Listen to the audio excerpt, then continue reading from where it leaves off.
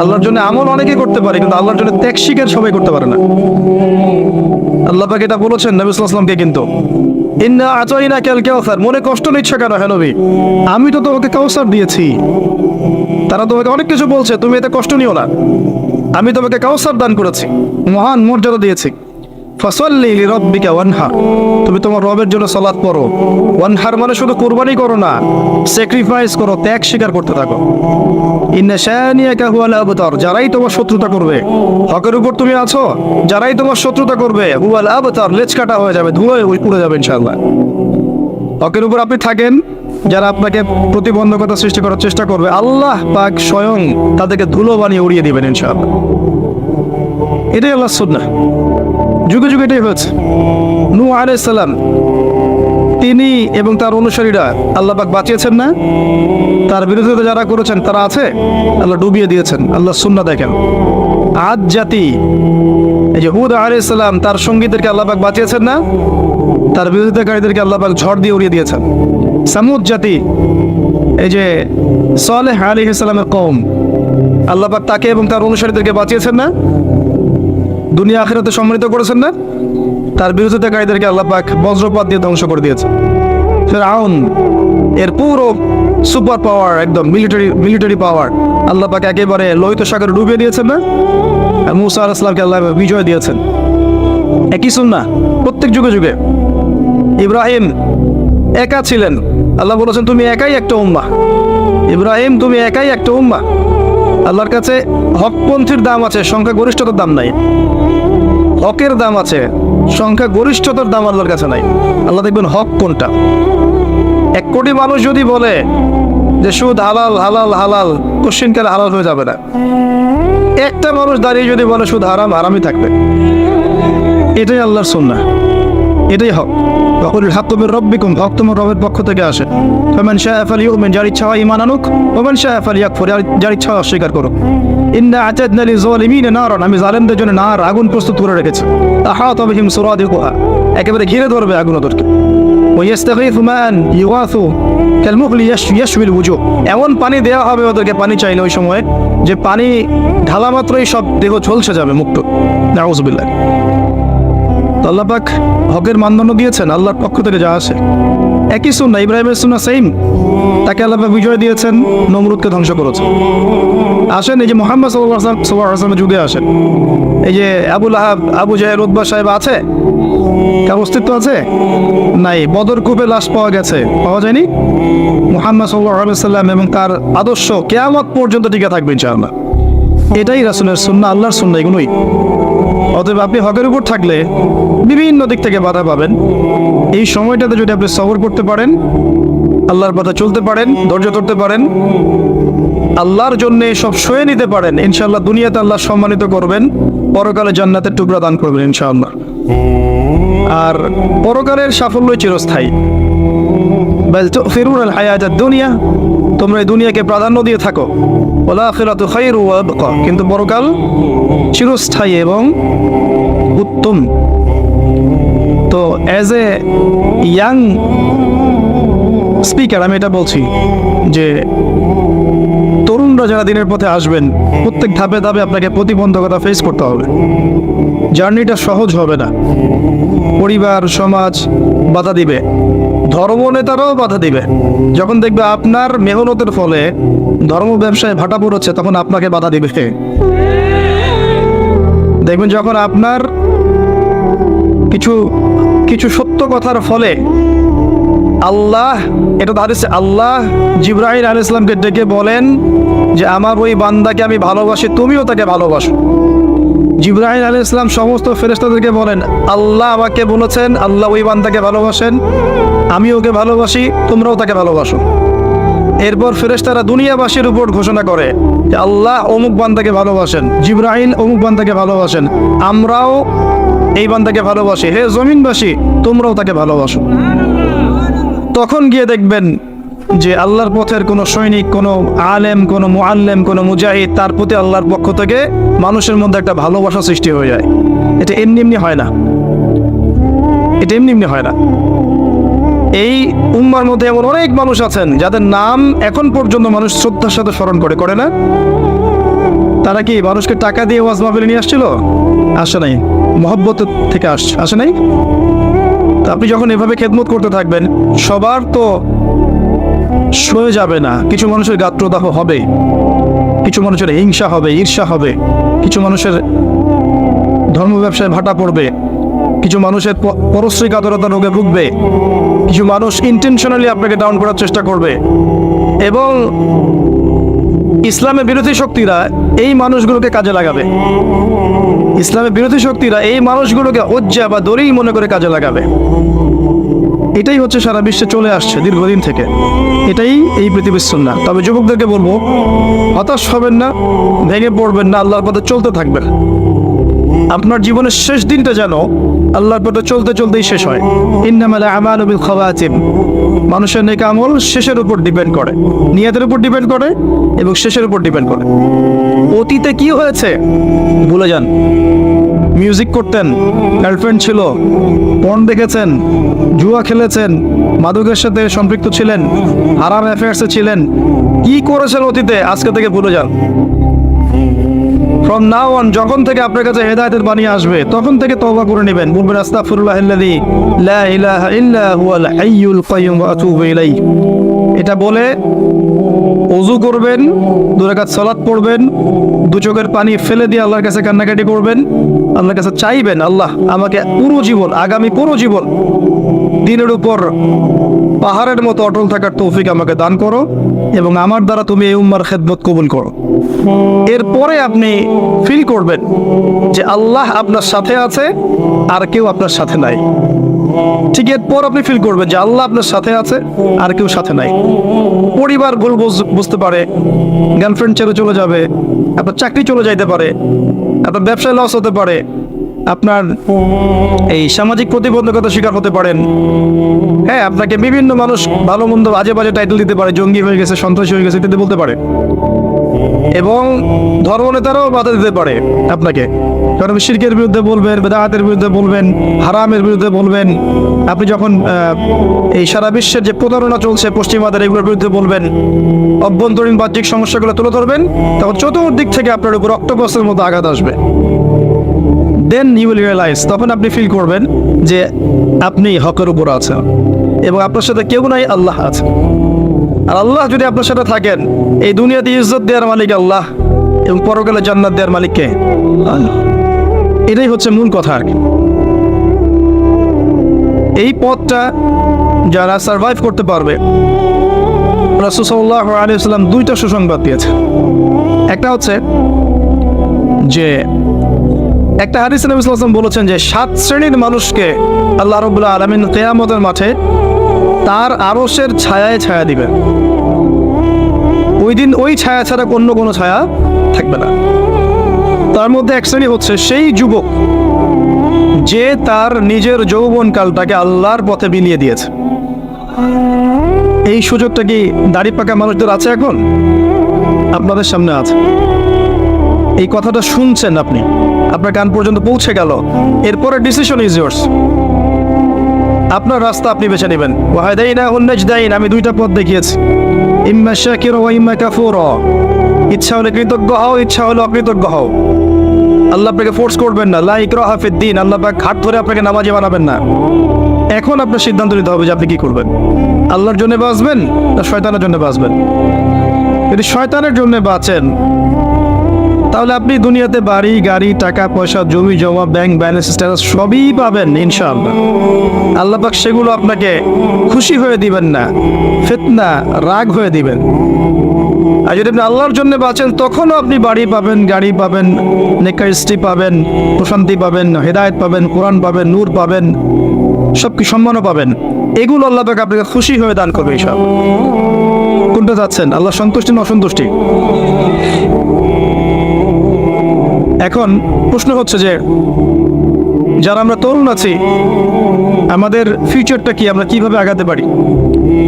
প্রথমে বুঝতে হবে আপনাকে, ওই যে প্রথমে আলোচনা শুরু করলাম, এই যে বইটা আমার হাতে আছে, এই বইটা থাকার পরেও আমি বিশ্বকে ডিল করতে পারছি না। আপনাকে আগে বুঝতে হবে যে আপনি কোথায় আছেন। প্রথমে আপনাকে বুঝতে আপনি কোথায় আছেন। 1 নাম্বার, ধর্মতাত্ত্বিক দৃষ্টিকোণ থেকে দেখাচ্ছে আপনি এমন একটা জায়গায় আছেন যে মুসলিমদের মধ্যে শতটা বিভক্ত দল আছে, বিভিন্ন দল আপনাকে ফ্ল্যাগ নিয়ে ডাকছে, আমার কাছে আসো, জান্নাতে সার্টিফিকেট পাবা,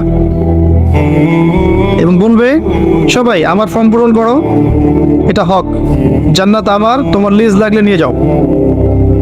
ভাবখানা এমন হবে। কেউ কেউ এমন বলবে যে আমরা চূড়ান্ত সহি, এর উপর কোনো সহি নাই। ওই সহির মধ্যেও দেখবেন আবার আরো 4-5টা দল, তখন আবার কি করবেন? সহি এ, সহি বি, সহি সি, সহি ডি, এরকম হবে। সবাই বলবে যে আমি হক। ওয়ালা তাকুনু মিনাল মুশরিকিন, মুশরিকদের অন্তর্ভুক্ত হয়ো না। আল্লাযীনা ফাররাকু দীনাহুম ওয়া কানু শিয়া, যারা তাদের দ্বীনকে ভেঙে টুকরা টুকরা করেছে। কুল্লু হিজবিন বিমা লাদাইহিম ফারিহুন, প্রত্যেক হিজব বা দল তাদের কাছে যা আছে এটা নিয়ে উৎফুল্ল থাকে। এই হচ্ছে বাস্তবতা। আল্লাহ পাক বলেছেন ওয়া'তাসিমু বিহাবলিল্লাহি জামিআন, একসাথে আল্লাহর রজ্জু শক্ত করে ধরে থাকো। ওয়ালা তাফাররাকু, বিভক্ত হয়ে যেও না। ওয়ালা তাফাররাকু, বিভক্ত হয়ে যেও না। বাল নাহনু ফাররাকনা, কিন্তু আমরা বিভক্ত হয়ে গেছি। আল্লাহ বলেছেন ওয়ালা তাফাররাকু, বিভক্ত হয়েও না, কিন্তু আমরা কি করেছি? বাল ফাররাকনা, আমরা বিভক্ত হবই। কি করবেন এখন? সহজ সলিউশন দিচ্ছি। যারা বিভক্ত তারা সবাই মুসলিম। এদের মধ্যে কিছু আছে স্পষ্ট শিরকি আকীদা আছে, স্পষ্ট কিছু বেদাতি আকীদা আছে। স্পষ্ট শিরক, স্পষ্ট বেদাত, স্পষ্ট কুফর ছেড়ে দেন, বাকিদের কথা চিন্তা করেন। এরা সবাই মুসলিম। এই প্রত্যেক মুসলিম কমিউনিটির ভালো জিনিসগুলো আপনি গ্রহণ করে নেন, প্রত্যেক মুসলিম কমিউনিটির ভালোটুকু আপনি নিয়ে নেন, খোলা মনে নেন। মৌমাছির মতো হন, জ্ঞান অর্জন করতে গিয়ে মৌমাছির মতো হন। ওই শুধু মাছির মতো হবেন না যে শুধু নোংরার মধ্যেই বসে, না। মৌমাছি যেখানে মধু সেখানে যাবে, তাই না? আপনিও সবার ভালোটুকু নেবেন, খারাপটুকু ছেড়ে দিবেন। সহজ না জিনিসটা? এবং সবাইকে ভাই মনে করবেন। ইসলাম বৈচিত্র্যময়, একই বিষয়ে একাধিক মাসআলা থাকতে পারে। আপনি একটা ফলো করলে বাকিদেরকে শ্রদ্ধা করতে শিখুন। ঠিক আছে, ওরও হয়তো দলিল আছে, আমার দলিলটা আমার কাছে বেশি স্ট্রং মনে হয়, আমি এটা পালন করছি। এর মানে এই না যে আমি সঠিক, ওই বাতিল, এমন মনে করবেন। পুরো উম্মাহকে একটা দেহ ভাবতে শেখো। শুধু আমাদের দেশের মুসলিমদের কথা বলছি না, যদি ইয়েমেনের কোনো মুসলিম বাচ্চাকে বোম মেরে হত্যা করা হয় আপনার মন যেন কাঁদে। যদি মিয়ানমারের কোনো মুসলিমকে মেরে হত্যা করা হয় আপনার মনটা যেন কাঁদে। অ্যাটলিস্ট প্যালেস্টাইনে যদি হত্যা করা হয় আপনার মনটা যেন কাঁদে। Iraq, Iran, Lebanon, Jordan, Syria, এই যে আফগানিস্তান, পাকিস্তান, সমস্ত জায়গায় মুসলিমদের কিন্তু হত্যা করা হয় অমুসলিমদের কর্তৃক। আপনার মনটা যেন কাঁদে যে আমাদের উপর জুলুম হচ্ছে। যদি মন না কাঁদে বুঝবেন মন মরে গেছে, নাই মন, কলব নাই, ডেড, প্যারালাইজড। প্যারালাইজড রোগী দেখেছেন? প্যারালাইজড রোগীর একটা অঙ্গ প্যারালাইসিস হয়ে গেছে। ওখানে আঘাত করলে কি ব্যথা পায়? কারণ আমাদের পুরো বডি প্যারালাইসিস হয়ে গেছে। এক জায়গায় আঘাত করলে আরেক জায়গায় আর ব্যথা লাগে না। তো নবীজি বলেছিলেন সাল্লাল্লাহু আলাইহি ওয়াসাল্লাম, এই উম্মাহ একটা দেহের মতো, যার একটা অংশে আঘাত পেলে অন্য অংশ কি হয়? ব্যথা অনুভব করে। এখন সেটা আমরা করি? খুব কম মানুষই করে। বরং খুশি হয়, বরং মিষ্টি বিতরণ করে, বরং মনে করে না ঠিকই হয়েছে, ওর সাথে হওয়া উচিত ছিল, এরকম মনে করে। তারা বুঝতে পারে না যে যা হয়েছে তাদের সাথে সেটা কাল তার সাথেও হবে। এটা সে বুঝতে পারে না, কারণ তার দৃষ্টি অন্ধ। তার বাহ্যিক চোখ আছে, ভেতরে কোনো চোখ নাই। ভেতরের চোখ দিয়ে দেখলে বুঝতে পারতো আজ যা আমার সাথে হয়েছে কাল আপনার সাথে হতে পারে। তাই এত আত্ম অহমিকায় প্রফুল্ল হবেন না, অন্যের কষ্ট দেখে খুশি হবেন না। কারণ যারা ইসলামের প্রকাশ্য শত্রু তারা কখনোই আপনাকে ওই মাযহাবি বা সংগঠন বা দল তরিকার এই মানদণ্ডে বিচার করবে না, ভৌগোলিকতা, জাতীয়তাবাদের মানদণ্ডে বিচার করবে না। তারা দেখবে আপনি লা ইলাহা ইল্লাল্লাহ কালিমা পড়েন কিনা, দ্যাটস অল। এটাই হচ্ছে সারা ওয়ার্ল্ডে, এটা আপনার বর্তমান অবস্থা। এরপরে আরো দেখেন, আপনার অবস্থাকে বুঝেন। আপনার যত মিডিয়া আছে দেখবেন, সমস্ত মিডিয়ার ম্যাক্সিমাম 99% দেখবেন আজকে অন্যদের হাতে, পশ্চিমাদের হাতে। এবং যখন তাদের হাতে, তখন দেখবেন আপনি দিনকে রাত বানানো সম্ভব, রাতকে দিন বানানো সম্ভব। সত্য মিথ্যা হয়ে যাবে, মিথ্যা সত্য হয়ে যাবে। পৃথিবীর সবচেয়ে জালেম তাকে উপস্থাপন করা হবে এবং নোবেল প্রাইজ দেওয়া হবে। যে সভ্যতা বিগত 100 বছরে পৃথিবীতে প্রায় কয়েক কোটি মানুষ হত্যা করেছে, এদেরকে বলা হবে মানবতা প্রেমী। আর যখনই দেখবেন অল্প কিছু মুসলিম, এই প্যালেস্টাইনের কথাই বলছে, অল্প কিছু মুসলিম ইহুদের আগ্রাসন চালাচ্ছে, এদের হাতে কিছুই নাই, এরা সামান্য কিছু নিয়ে প্রতিহত করার চেষ্টা করছে, ওরা বলবে যে এরা হচ্ছে মৌলবাদী, সন্ত্রাসী। এই বিষয়গুলো খেয়াল রাখবেন। কোথায় আছেন আপনি? যখন এই বিষয়গুলো তাদের হাতে, তখন আপনি দিনকে রাত বানাতে পারেন, রাতকে দিন বানাতে পারেন। ন্যায় অন্যায় হয়ে যাবে, অন্যায় ন্যায় হয়ে যাবে, আপনি কিছু করতে পারবেন না। কারণ আমাদের মুসলিমদের স্বতন্ত্র আসলে খুব একটা মিডিয়া নাই যেখানে সত্য বিষয়গুলো প্রচার করতে পারবেন। এখন ইউটিউব, ফেসবুকিং হয়েছে, আপনারা প্রচার করছেন, কিন্তু এখানেও অনেক ফিতনা আছে। কারণ এই প্ল্যাটফর্মগুলো হচ্ছে ইহুদি খ্রিস্টানদের, এই প্ল্যাটফর্মগুলো ইহুদি খ্রিস্টানদের প্ল্যাটফর্ম। এখানে আমরা যারা নেমেছি, আমরা নিজেরা আসলে নিজের পায়ে কুড়াল মেরেছি, জানেন। একটা লেকচার দেওয়া হবে, দেখবেন লেকচারের একটা অংশ কাট করে এমন সামলাইন দিয়ে দিবে যে আপনি শেষ, অথচ ওর সাথে আপনার বিন্দুমাত্র সম্পর্ক নাই, ঠিক আছে। আর এই কাজগুলো ইন্টেনশনালি অনেকে করতে পারে, খুব সহজ। এখানে মানুষকে বিতর্কিত করা খুব সহজ। ইমাম আবু হানিফা রাহিমাহুল্লাহকে যদি এখন বসাই দিতে পারতেন এবং এরকম 10টা 20টা 50টা মাহফিল করাতে পারতেন, ইউটিউবে ছড়াতেন, দেখতেন যারা বিতর্কিত করতে চাইবে তার কথা ধরেও বিতর্কিত করতে পারবে না। সুযোগ আছে, একটা কথার এক অংশ একটা কথা আরেক অংশ লাগিয়ে দিবে। এখনকার অবস্থা আপনার যে আপনার কাছে মিডিয়া নাই, প্রযুক্তি, এই যে যত প্রযুক্তি দেখছেন এগুলো কাদের হাতে? আমাদের হাতে নাই। আপনার প্রাইভেসি পর্যন্ত আপনার হাতে নাই। সেলফোন আছে, ইন্টারনেট আছে, অন্যান্য টেকনোলজিগুলো আছে, এগুলো দিয়ে আপনার যত প্রাইভেসি আছে, এই প্রাইভেসিগুলো কিন্তু আর এখন আপনার কাছে নাই। সব কিছুই মনিটর করা সম্ভব। আর মনিটর করার প্রয়োজন নাই, কারণ ব্রেনটাকে এমনভাবে ওয়াশ করে দিয়েছে পশ্চিমারা যে আপনি যা করবেন নিজেই সেটা ছবি তুলে ফেসবুকে দিয়ে দিবেন। আপনাকে মাইন্ড প্রোগ্রামিং করা হয়েছে, কথা বুঝতে পারছেন না? আপনি যা করবেন নিজেই ছবি তুলে ফেসবুকে দিয়ে দিবেন। আপনার মাথাটাকে এমন ধাঁচে নিয়ে আসা হয়েছে। ওয়াইফের সাথে শুয়ে আছেন, ছবি দিয়ে দিলেন। ওয়াইফের সাথে ঘুরছেন, ছবি দিয়ে দিলেন। গার্লফ্রেন্ডের সাথে কোলে শুয়ে আছেন, ছবি দিয়ে দিলেন। আপনি বুঝতে পারছেন এখন প্রাইভেট লাইফ কোনটা, পাবলিক লাইফ কোনটা।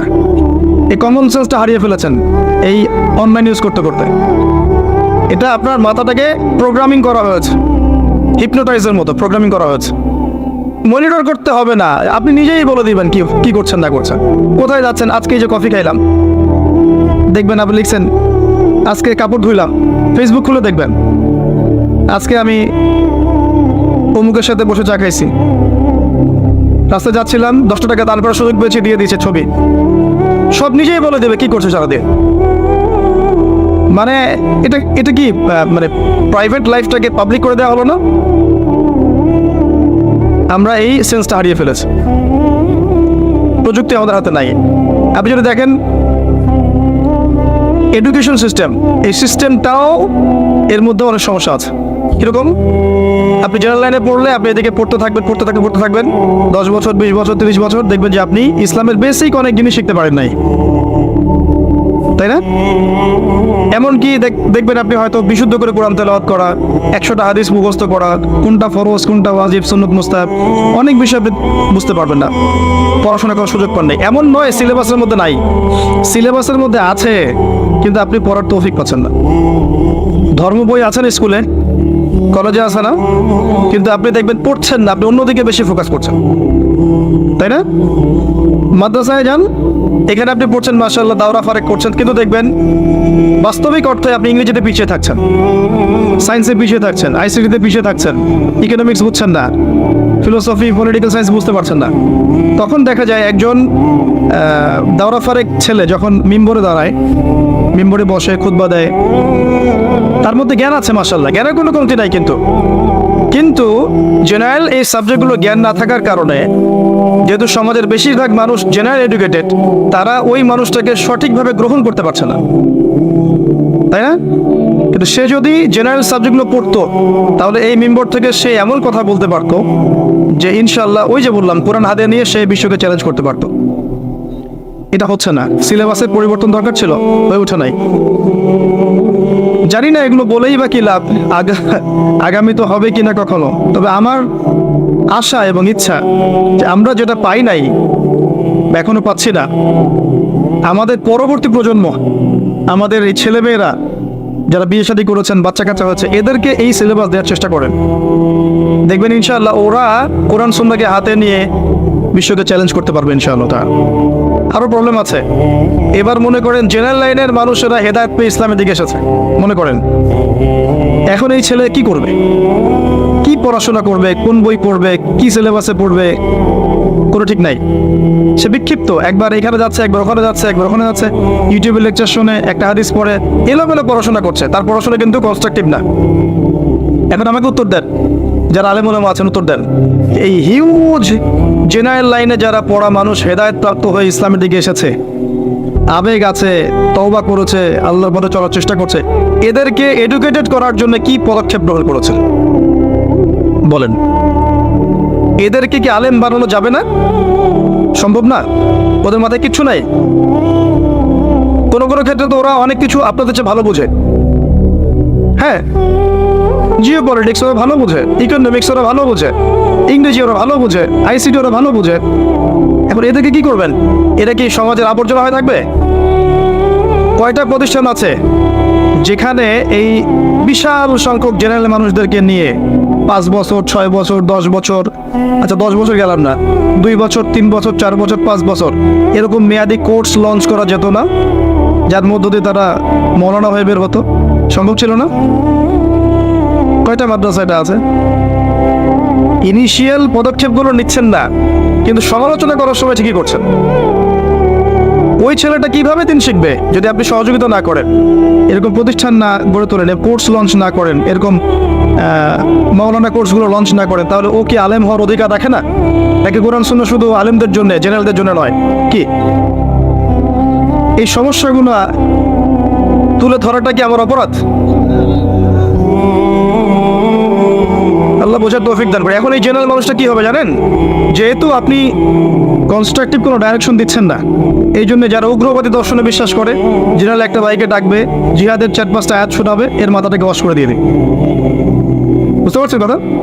একজন বেদাতি ওকে ডাকবে, বেদাতের যে আয়াতগুলো আছে এগুলো পড়ে পড়ে পড়ে ওর মাথাটা ওয়াশ করে দেবে, ও দেখবেন ওই পথে চলে গেছে।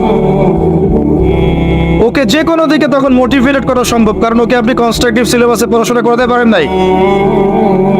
ব্যর্থতা কার? আমার। আল্লাহ বোঝার তৌফিক দান করে। আরো সাজেশন দিচ্ছি, শোনেন। এই যে মাহফিল নিয়ে এত সমস্যা অনেকের, সবার না, একটা সিলেবাস করে দেন রাষ্ট্র থেকে, যেখানে প্রত্যেকটা বিষয় থাকবে। এই যে বিসিএস যেমন আছে, বিসিএস অনেকগুলো বিষয় আছে না, এই সিলেবাসে কোরআন, হাদিস, অ্যারাবিক ল্যাঙ্গুয়েজ, আরবি সাহিত্য, আপনার ফিক, উসুল ফিক, আপনার যে ইসলামী ইতিহাস, ইসলামী অর্থনীতি সব ঢুকায় দেন, দিয়ে একটা সিলেবাস করে দেন, দিয়ে বিসিএস এর মতো একটা পরীক্ষার আয়োজন করেন, যেই পরীক্ষায় জেনারেল এবং মাদ্রাসা উভয় ব্যাকগ্রাউন্ডের স্টুডেন্টরা অংশ নিতে পারবে, সবার জন্য উন্মুক্ত। একটা নির্দিষ্ট সীমা দেন, বয়স সীমা দেন, এই বয়স হতে হবে, এই ডিগ্রি থাকতে হবে, তারপরে পরীক্ষা অংশ নিতে পারবে। করে দেন, করার পরে 2টা 3টা 4টা ধাপে পরীক্ষা নেন, written viva, written viva, written viva. Cadre যেমন করে বের করেন, এইভাবে 100টা আলেম বের করেন না বাংলাদেশে, এবং এই 100টা আলেমকে গভর্নমেন্ট জব দিয়ে দেন। গভর্নমেন্ট জব দিয়ে বলেন এই 100টা আলেম সারা দেশে দাওয়াতি কাজ করবে, এবং মাহফিল থেকে কোনো পারিশ্রমিক দিতে পারবে না, গভর্নমেন্ট তাদেরকে জব দিবে এবং স্যালারি দিবে, তারা সমস্ত জায়গায় দাওয়াতি কাজ করে বেড়াবে। তখন এই চেয়ারে বসে কেউ উল্টাপাল্টা কথা বলতে পারবে না। যারা এখানে এসে বসবে তারা এডুকেটেড হয়ে বসবে। আর এখন যাকে তাকে আপনি বসাতে পারবেন, এবং যা ইচ্ছা গাল গল্প কেচ্ছা কাহিনী কমেডি সার্কাস করে চলে যাবে, টাকা নিয়ে চলে যাবে। এই সিস্টেমটা ভালো ছিল না? আমার সাথে যত উচ্চ পদস্থ কর্মকর্তার কথা হয়েছে, এই কথাটাকে তারা খুব অ্যাপ্রিসিয়েট করেছিলেন, যেটা আসলে খুব সুন্দর একটা কথা বলেছে। কিন্তু বাংলাদেশের মানুষের সেন্টিমেন্টটা এমন যে এটা এখন লঞ্চ করা সম্ভব না। যদি আপনি এরকম 100টা মুসলিম ক্যাডার বের করতে পারতেন, দাঈ ইলাল্লাহ, যাদেরকে দিয়ে আপনি সারা দেশে এবং দেশের বাইরেও দাওয়াতি কাজ করাবেন, তাহলে একই কথা, একই ভাষায় সবাই কথা বলতো, এবং বিভক্তি ছড়াতো না, ইখতিলাফ ছড়াতো না, সুন্দর হতো, জিনিসগুলো ব্যালেন্সড হতো।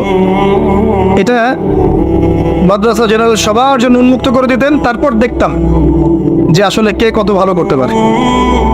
তারপরে আসেন, এবং এখানে ইসলামিক সাবজেক্টের সাথে অন্য সাবজেক্টও থাকবে, ভূগোল থাকবে, জিওপলিটিক্স থাকবে, ইকোনমিক্স থাকবে, ইংরেজি থাকবে, সব থাকবে। এরপরে আসেন পরীক্ষা দিতে, দেখি কার জ্ঞানের দূর কত দূর। শুধু ডিগ্রি সার্টিফিকেট দিয়ে নয়, আর শুধু এই চিরায়ত একটা ট্রেডিশন আছে যে আমি অনেক বড় আলেম, আমি অনেক কিছু জানি, এই বিষয়গুলোকে দিয়ে নয়। আর বাস্তবতায় পরীক্ষা নিরীক্ষা পর্যবেক্ষণের মধ্যে দিয়ে আসেন, তারপর দেখা যাবে যে সত্যিকার অর্থে যোগ্যতা কারো রাখে কারো রাখে না। দেখবেন তখন এমন অনেক মানুষ উঠে আসবেন যারা ইসলামিক নৈতিকতা প্রাপ্ত এবং জেনারেল ব্যাকগ্রাউন্ড থেকে উঠে আসছে। মাশাআল্লাহ। আমি একটা কথা বলতে গিয়ে এদিকে আসলাম যে জেনারেল ভাইরা যারা উঠে আসছেন তাদের পড়াশোনা করার খুব একটা ক্ষেত্র নাই কনস্ট্রাকটিভ। তাই আমার পরামর্শ হচ্ছে আপনারা মাদ্রাসায় ওস্তাদদের সহবতে যান, যেভাবে প্রাইভেট পড়েন সেভাবে একটা একটা করে বই মাদ্রাসার টিচারদের কাছে পড়তে থাকেন।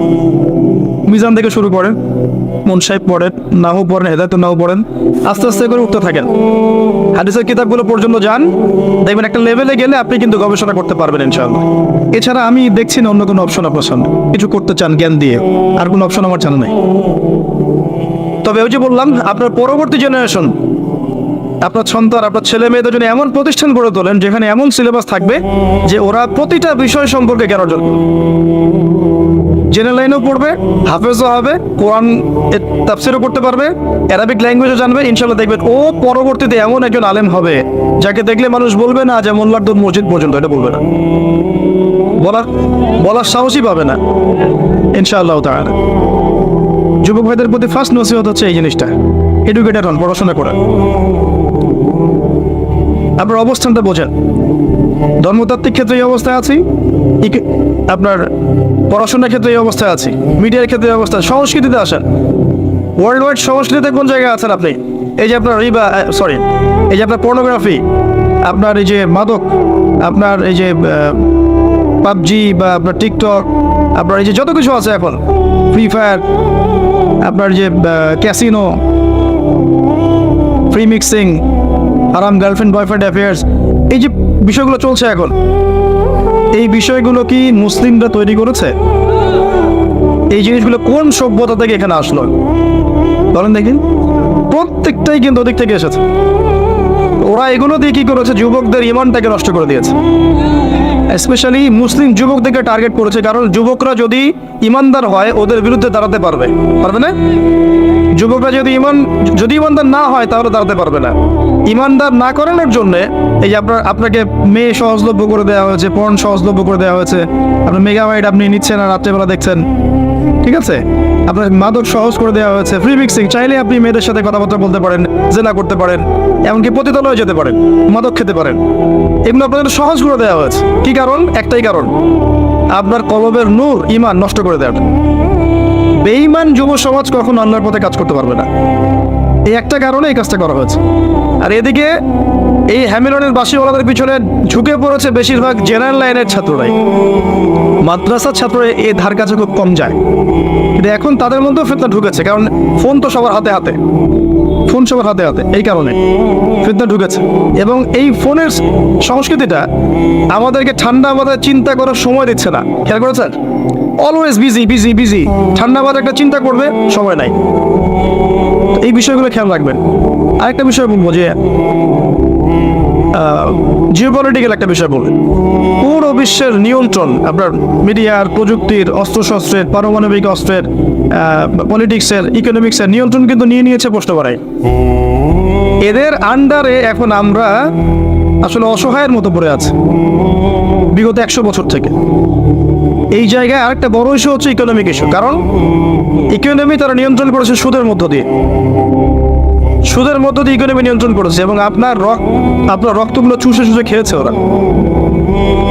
আমি এটা নিয়ে আলাদা একটা লেকচার বা খুতবা দিব ইনশাআল্লাহ, ইসলামিক ইকোনমিক্সের, ওই দিন ডিটেলস বলবো ইনশাআল্লাহ। এতটুকু শোনেন, রিবা মার্কেটটাকে ব্লক করে ফেলে, ধনী হতে থাকে, গরিব হতে থাকে। এখানে আপনি সাম্য পাবেন না। এই কারণেই দেখবেন বিশ্বের একটা অংশ দিন দিন ধনী হয়েছে আর বাকি অংশগুলো গরিব হচ্ছে। এরপরেও আছে বোগাস কিছু মনিটরি সিস্টেম, যার মধ্য দিয়ে সম্পদের মান কমিয়ে দেওয়া হয়েছে। আপনার কাছে মনে হচ্ছে আপনি অনেক কিছুর মালিক, কিন্তু আদতে আপনি সম্পদ হারাচ্ছেন। পরে বুঝবেন ইনশাআল্লাহ। এই অবস্থায়, এই আপনার চতুর্দিক থেকে এই ফিতনাময় অবস্থায় একজন যুবক যদি ইসলামের জন্য কিছু করতে চায় বা একজন যুবতী করতে চায়, একটা কমিউনিটি করতে চায়, কিভাবে করবেন? ওই বারবার যে কথা বলে আসছে আবার সে কথাই বলছে। প্রথমত এডুকেটেড হতে হবে, পড়াশোনা করতে হবে। দ্বিতীয়ত আপনার নূর আর বাসিরা লাগবে, শুধু বাহ্যিক চোখ দিয়ে দেখলে হবে না, কলবের চোখ লাগবে। আর কলবের চোখ চিন্তা করতে হলে আপনাকে আল্লাহর স্মরণ বেশি বেশি করতে হবে, নামাজ বেশি বেশি পড়তে হবে, জিকির বেশি বেশি করতে হবে, তেলাওয়াত বেশি বেশি করতে হবে, মৌতকে স্মরণ করতে হবে, অহংকার, হিংসা, বিদ্বেষ, বিপদ, তহমত ছেড়ে দিতে হবে। তারপরে হৃদয়টা দেখবেন পরিশুদ্ধ হচ্ছে, আপনি আল্লাহর চোখ দিয়ে দেখবেন ইনশাআল্লাহ তখন। এরপরে তাসকিয়া, আত্মশুদ্ধি। আপনার জীবনের যত পাপ এগুলোকে ঝেড়ে ফেলেন, পাপের হিসেব করেন, কোথায় কোন কোন পাপ করেছেন। প্রতিটা পাপের জন্য যেগুলো মনে পড়বে আপনার যে ওই পাপ করেছে ওইখানে, ওই পাপ করেছে ওইখানে, আপনি প্রতিটা পাপের জন্য আল্লাহর কাছে তওবা করতে থাকেন বেশি বেশি। যখন দেখবেন আপনার পাপ মনে পড়ছে না, পাপগুলো মনে পড়ছে না, বুঝে নেবেন হয়তো বা আল্লাহ পাক আপনার সব পাপ আমার নামা থেকে মুছে দিয়েছে, এই কারণে হয়তো মনে পড়ছে না, হতে পারে। বেশি বেশি ইস্তেগফার করেন। এরপরে আপনি হালাল রিজিক খোঁজেন, হারামে যায় না। ছোট্ট ব্যবসা করেন, চাকরি করেন, কিন্তু হালাল খোঁজেন, হারামে যায় না। সুদে যায় না, ঘুষে যায় না, আপনি যে দুর্নীতিতে যায় না, প্রতারণা যায় না। ব্যবসা করবেন নবীর পদ্ধতিতে করেন, চাকরি করলে তার পদ্ধতিতে করেন, হালালে থাকেন। হালাল রিজিকের ব্যবস্থা হয়ে গেলেই আপনি ভবিষ্যতের জন্য কিছু সম্পদ জমানোর চেষ্টা করেন। আর সম্পদ জমানোর ক্ষেত্রে সতর্ক থাকবেন, এমন কোনো ক্ষেত্রে সম্পদ জমায়েন না যেটা সাস্টেইনেবল না। কঠিন শব্দ বলেছে, মানে যেগুলোর ইন্ট্রিনসিক ভ্যালু নাই, অন্তর্নিহিত মান নাই। মানে ধরেন আপনি জমি কিনেছেন, ফর এক্সাম্পল, জমি কি থাকবে নাকি থাকবে না? থাকবে না। জমির দাম কি বাড়বে না কমবে?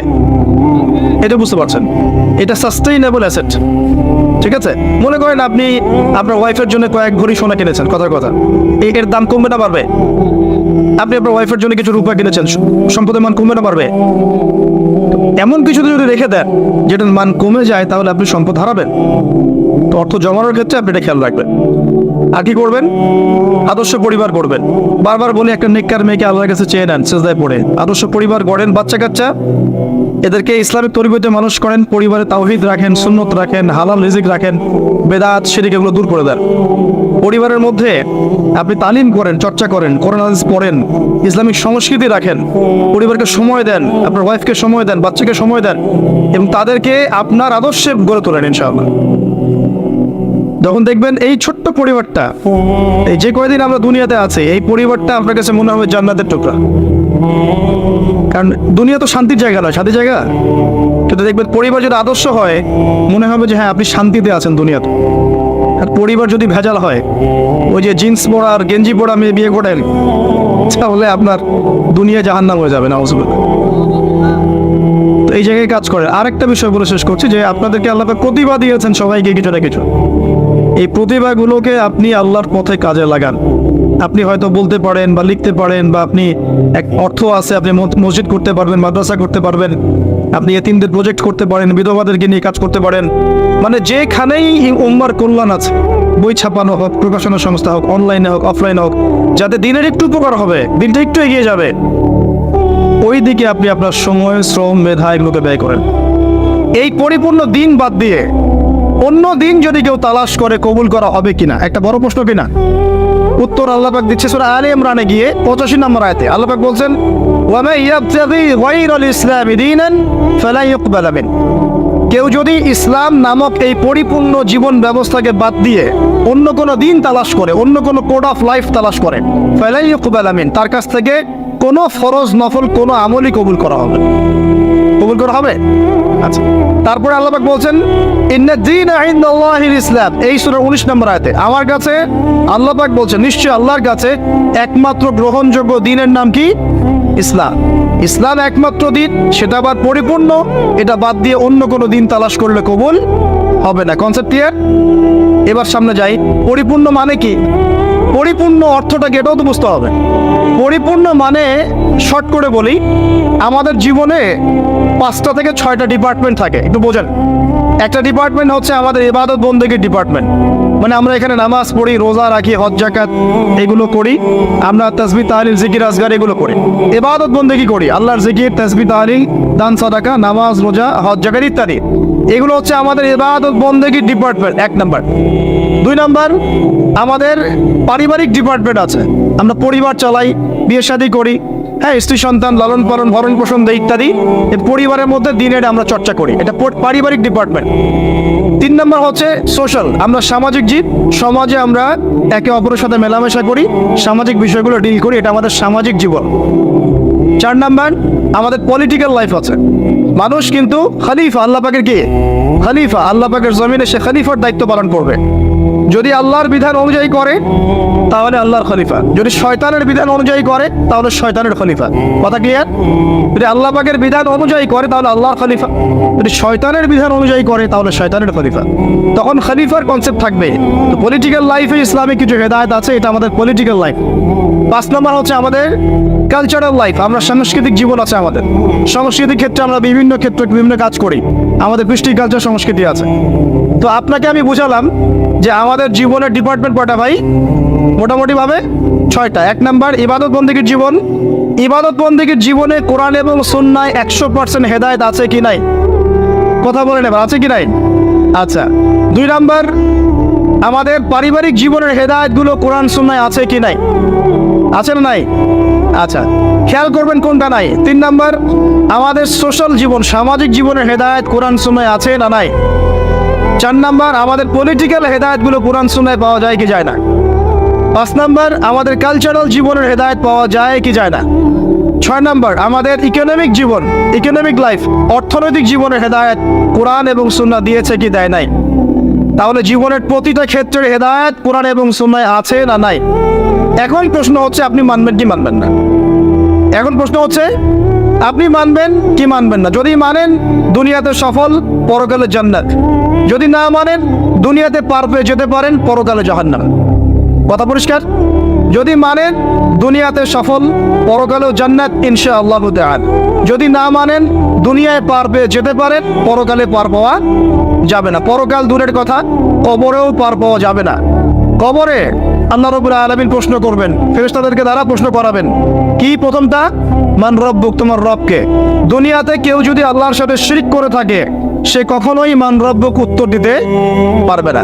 দ্বিতীয় প্রশ্ন করা হবে মা দীনুক, এই দিন ইসলামকে যদি পরিপূর্ণরূপে কেউ গ্রহণ না করে, বিশ্বাস পোষণ না করে এবং আমলের চেষ্টা না করে, সে মা দীনুক উত্তর দিতে পারবে না। প্রশ্ন করা হবে মান হাদার রাজুল বুইসা ফিকুম, এই ব্যক্তিকে যাকে তোমাদের কাছে পাঠানো হয়েছে, সে যদি পৃথিবীতে দুনিয়ার জীবনে রাসূল সাল্লাল্লাহু আলাইহি ওয়াসাল্লামের সুন্নাহর উপর জীবন না গড়ে বা গড়ার চেষ্টা না করে, সে উত্তর দিতে পারবে না যে তিনি হচ্ছেন মুহাম্মদ রাসূলুল্লাহ সাল্লাল্লাহু আলাইহি ওয়াসাল্লাম। তাহলে আমরা শিখতে পারলাম এই পর্যন্ত যে ইসলাম একটা পরিপূর্ণ জীবন ব্যবস্থা। পরিপূর্ণ মানে জীবনের প্রতিটা ডিপার্টমেন্টের হেদায়েত আছে। আর জীবনকে আমরা 6টা ভাগে ভাগ করলাম, দেখলাম যে কুরআন সুন্নাহয় হ্যাঁ প্রত্যেকটা বিষয়ের হেদায়েত আছে। আপনি ব্যক্তি জীবনের হেদায়েত চান, এই যে আয়াত, ইয়া আইয়ুহাল্লাযীনা আমানুত্তাকুল্লাহ হাক্কা তুকাতিহি ওয়া লা তামুতুন্না ইল্লা ওয়া আনতুম মুসলিমুন। ব্যক্তি জীবনে পরিপূর্ণ মুসলিম না হয়ে মৃত্যুবরণ করো না। পাওয়া গেল ব্যক্তি জীবনের হেদায়েত। আপনি সালাতের হেদায়েত চান, আল্লাহ পাক বলছেন আকিমিস সালাহ ওয়া আতুজ যাকাত, সালাত কায়েম করো, যাকাত দাও। আপনি অর্থনৈতিক হেদায়েত পেলেন, সালাতের হেদায়েতও পেলেন। কুরআন তেলাওয়াতের হেদায়েত চান, সেটাও আছে। ওয়াতলু মা উহিয়া ইলাইকা মির রাব্বিক, আছে কি নাই? আছে। আপনি এখন চাচ্ছেন যে পারিবারিক হেদায়েত চাচ্ছি আমি, সূরা তাহরিম খোলেন, 6 নম্বর আয়াত পড়ে দেখেন, আল্লাহ পাক বলছেন কু আনফুসাকুম ওয়া আহলিকুম নারা, নিজে জাহান্নামের আগুন থেকে বাঁচো, পরিবার বর্গকে বাঁচাও। আপনি চাচ্ছেন যে আপনি অর্থনৈতিক হেদায়েত চাচ্ছেন, আল্লাহ পাক বলছেন দেখুন ফাআহাল্লাহুল বাইআ ওয়া হাররামার রিবা, আল্লাহ ব্যবসা হালাল করেছেন, সুদকে হারাম করেছেন। কোন ডিপার্টমেন্ট চান? সবকিছু এখানে আছে। দিন প্রতিষ্ঠা করতে চান, আল্লাহ পাক সূরা সাফে বলছেন হুয়াল্লাযী আরসালা রাসূলাহু বিল হুদা ওয়া দীনিল হক লিইয়ুযহিরাহু আলা দ্বীনি কুল্লি। দিন কায়েম করতে চান, আল্লাহ পাক বলছেন, কি বলছেন? ইন তানসুরুল্লাহ ইয়ানসুরুকুম ওয়া ইউসাব্বিত আকদামাকুম। আপনি দায়িত্ব অবহেলা করেছেন, আল্লাহ পাক বলছেন ওয়া ইন তাতাওয়াল্লাউ ইস্তাবদিল কওমান গায়রাকুম। উম্মার ঐক্য চান, আল্লাহ বলছেন ওয়া আতাসিমু বিহাবলিল্লাহি জামিআও ওয়ালা তাফাররাকু। একটা মানে আহলুস সুন্নাহ ওয়াল জামাআহ বা একটা নির্ভেজাল একটা দল চান দাওয়াতের জন্য, আল্লাহ বলছে ওয়ালতাকুম মিনকুম উম্মাহ ইয়াদউনা ইলাল খায়র ওয়া ইয়া'মুরুনা বিল মা'রুফ ওয়া ইয়ানহাউনা আনিল মুনকার। শ্রেষ্ঠ জাতি হতে চান, আল্লাহ বলছেন কুনতুম খায়রা উম্মাহ উখরিজাত লিন-নাস তা'মুরুনা বিল মা'রুফ ওয়া তানহাউনা আনিল মুনকার। মানে বলতে থাকলে রাত চলে যাবে, এমন কোনো ডিপার্টমেন্ট নাই যে ডিপার্টমেন্ট সম্পর্কে আল্লাহ পাক কোরআন এবং হাদিসে ব্যাখ্যা বিশ্লেষণ করেন নাই। আল্লাহ পাক সূরা কাহফের 54 নম্বর আয়াতে বলছেন যে ওয়ালাকাদ সাররাফনা ফি হাযাল কুরআন লিন-নাস মিন কুল্লি মাসাল। আমি মানব জাতির জন্য প্রতিটা বিষয় এই কোরআনে ব্যাখ্যা করেছি। এখন প্রশ্ন হচ্ছে আমি মানব কি মানব না? এখানে আপনার স্বতন্ত্র স্বাধীন ইচ্ছা শক্তি আছে। আল্লাহ পাক বলছেন লা ইকরাহা ফিদ-দীন, দিনে কোনো বাড়াবাড়ি নাই। ক্বাদ তাবায়্যানা রুশদু মিনাল গায়, এই যে স্পষ্ট হয়ে গেছে যেটা দীপ্তমান হেদায়েত এবং যেটা অন্ধকার, মানে যেটা আপনার ভ্রষ্টতা আর যেটা হেদায়েত স্পষ্ট হয়ে গেছে। আপনি চাইলে মানতে পারেন। ওই যে সূরা কাহফে আছে ওয়াকুলিল হাক্কু মির রাব্বিকুম, আয়াত নাম্বার 29, ফামান শাআ ফালইউমিন, যার ইচ্ছা হয় ঈমান নিয়ে আসো, ওয়া মান শাআ ফালইয়াকফুর, যার ইচ্ছা হয় অস্বীকার করো। ইন্না আ'তাদনা লিয-যালিমিনা নারান, আমি জালেমদের জন্য আগুন প্রস্তুত করেছি। ব্যাস এতটুকু। আল্লাহ বলছেন এই দুনিয়াটা কেন? আল্লাহ পাক বলছেন লিয়াবলুয়াকুম আইয়ুকুম আহসানু আমালা, আমি দেখতে চাই তোমাদের মধ্যে আমলে কে শ্রেষ্ঠ। মানে কোন ডিপার্টমেন্টটা, যে কোনো ডিপার্টমেন্টের হেদায়েত কোরআন শুনে পাওয়া যাবে। এখন আমার প্রশ্ন হচ্ছে আপনি আমি মানবো কিনা? আল্লাহ উত্তর দিচ্ছেন লা ইকরাহা ফিদ-দীন, দিনে কোনো বাড়াবাড়ি নাই। তুমি চাইলে মানো, না চাইলে মেনো না। আল্লাহ পাক আপনাকে ঘাড় ধরে একদম মসজিদে ঢোকাবেন না। ঢোকাবেন? আল্লাহ পাক আপনাকে ফোর্সফুলি যাকাত দেওয়াবেন না। আল্লাহ পাক আপনাকে ধরে বেঁধে একদম রমজানের রোজা রাখবেন না। আল্লাহ পাক আপনাকে দিন কায়েমের জন্য দাওয়াত এবং জিহাদের মেহনত জোর করে করাবেন না। কিছুই আল্লাহ পাক জোর করবেন। আল্লাহ পাক শুধু স্পষ্ট করে দিয়েছেন কোনটা সত্য কোনটা মিথ্যা। এখন এইটাই পরীক্ষা আমাদের এই দুনিয়ায়। দুনিয়াটা হচ্ছে কি কারাগার না? আদ-দুনিয়া সিজনুল লিল মুমিন ওয়াল জান্নাতু লিল কাফির। কাফেরদের জন্য দুনিয়া জান্নাত, মুমিনদের জন্য কি এটা কারাগার। এই কারাগার বা জেলখানার জীবনের সময় আবার অনির্ধারিত। কেউ জানে না কতদিনে কে বাঁচবে, কতদিনে কে মরবে। এই সময় অনির্ধারিত। কারাগারের জীবন হেদায়েত স্পষ্ট, মানবা কি মানবা না, ইচ্ছার স্বাধীনতা আল্লাহ পাক দিয়েছেন। কথা ঠিক না? ঠিক।